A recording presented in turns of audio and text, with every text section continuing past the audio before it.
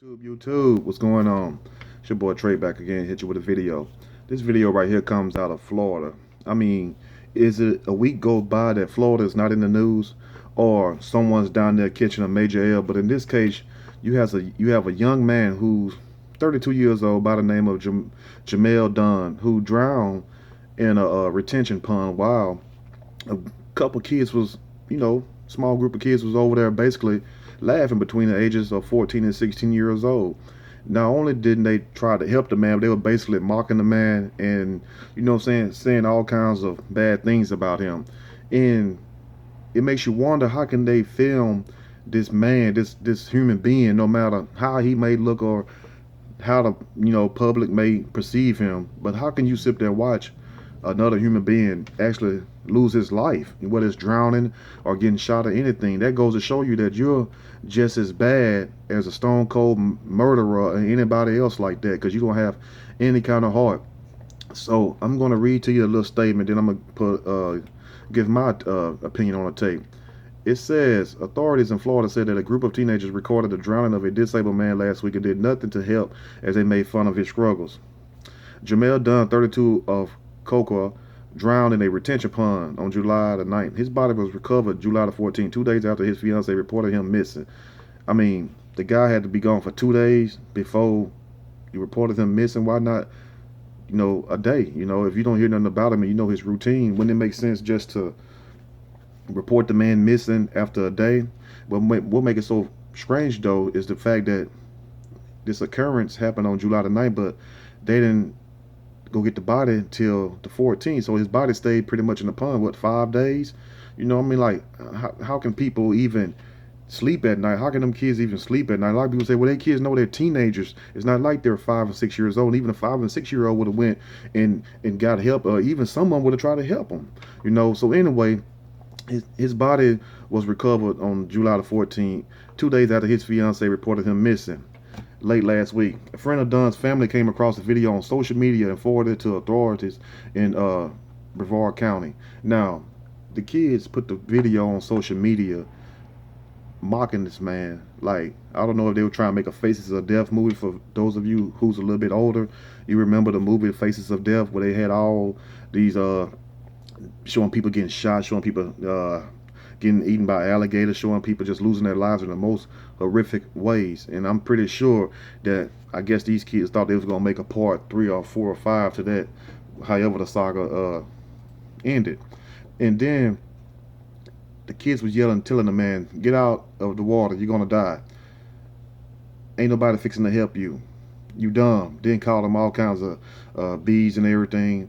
As Dunn disappears under the water, one of the teens said, "Oh, he just died," just like it wasn't nothing. And it goes to show you where this world is at, where people are at in this world. How can they leave the man out there for 5 days? That's what I don't understand. That should have been a public outcry, some kind of help to find this man, just like it was if it was a child. And just like the police said, they just basically laughed the whole time, and he was screaming for someone to help him. Now, how did the disabled man get in the water? That I'm not quite sure of. Uh, I don't really know how what kind of disability he have, or who led him to the water, how he got in the water. That is what I pretty much really want to know. But for him to sit there and scream for help, and you have these teens basically mocking him, mocking his death. I mean, shouldn't they be charged with something? I mean, I know people are gonna say, well, you don't have to risk your life to save nobody else's life, and that's true. But I mean, come on now. I mean, I don't understand, how can you sit there and watch somebody basically lose their life and don't even try to offer a helping hand, don't even throw a rope, don't try to jump in. I'm sure they could swim. And it was a retention pond, so it wasn't really that deep. You know what I'm saying? But it's deep enough to drown. You could drown off a couple teaspoons full of water, if you know. And for those of you who don't believe that, you can look that up also. But it's just ironic that so much strange, very strange news just come out of Florida. It's like Florida continues to be in the spotlight every day. It's not every week now. It's like every day. You can expect somebody or something to be going on in Florida, or somebody to be doing a video about Florida. And I'm pretty sure these teens need discipline, and also they need somebody to really talk to them, not telling them, to risk their life trying to pretty much help somebody, but it's something they could have done. The man fought for a while, so you could have easily went and got help.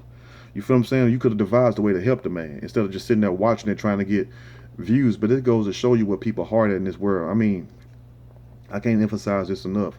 Day by day, it's like the world is slowly falling more and more into chaos, more into hate than love. And right now, evil is winning in this world. And a lot of people do not understand it. How many videos, how many examples is it going to take for people to understand that this world is slowly going to hell in the handbasket, and people need to get that through their heads because there's no love for the fellow brothers or human beings no more. You have people, you have men molesting boys, and you have women molesting girls. You have men and women molesting children. You have children killing parents. So it's like a never-ending saga. And then you steady have this come out every single day. It's like we're just on one big roller coaster ride, and it's leading us straight to hell, and don't nobody know, and don't nobody want to get off the ride. And I feel that those teens could have did something to save that man's life. And I'm sure you all feel the same way. Now, I know the story about a person when they're drowning. A drowning person that's panicking will also drown you also. I understand that because I remember before I was able to really swim, when I went in the lake when I was young, and I almost drowned. But I'm not being funny, but thank God I had a fat girl up under me, you know. Matter of fact, I remember her now. I'll never forget it because I'm sure I was about to drown. I had swallowed that water, that lake water.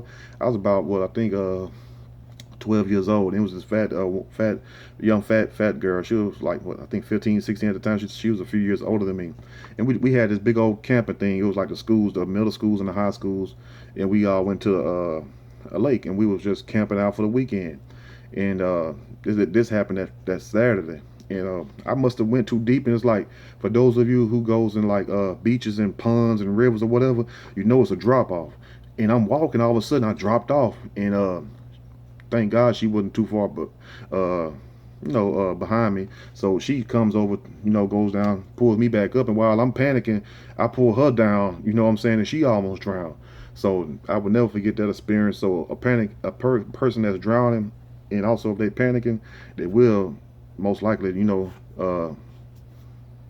drown you also, or you have to do something to make them or try to calm them down if you can. But that is very serious. I'm not telling the kids to basically, risk their lives and their well-being. All I'm saying is something that they could have done to help prevent that matter.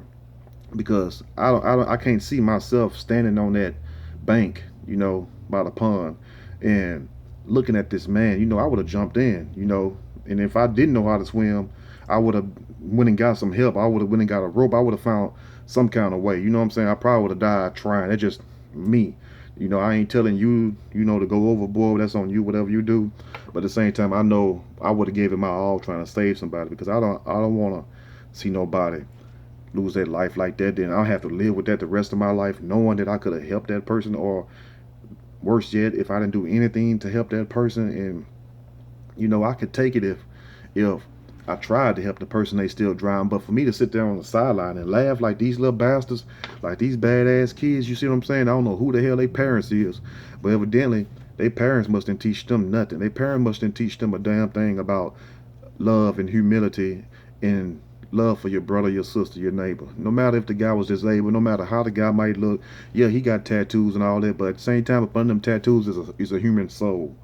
You feel what I'm saying? So forget the outward appearance. Let's go to the inward appearance, because a lot of us look a certain way on the outside, but nasty as hell and evil and dirty on the inside. So don't give me all that talking about he looked like some thug and stuff. I heard comments say he looked like a thug, he looked like this. So the way you look now is going to determine if you live or die. I mean, come on now, let's be for real.